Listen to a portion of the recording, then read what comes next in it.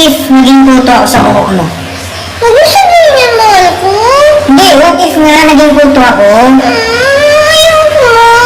Hindi, ano yan? Hindi ako magiging puto.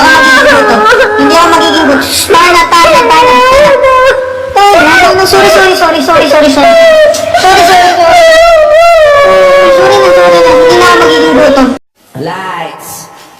Camera. Action. Nasaan ang mga patatas? Kalma! Ako si Becky. Tanongin mo si Sarah! Ano kayang nangyayari kung lahat ng magaganda papatawa ng tax? Ngiti-ngiti ka, no? Dahil exempted ka.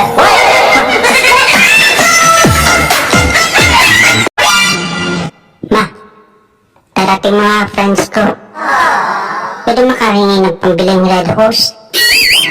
Sana, tuwing umiinom ka ng alak, habang iniikip mo ang sigarilyo mo, habang nilulusay mo yung mga pera pinadala ko, sana maisip mo rin, kung ang pagkain na tiniis ko hindi kainin. Bakit? Ano si Mama? Para nang hihingi lang. Ang dami na sinabi. Huwag na nga.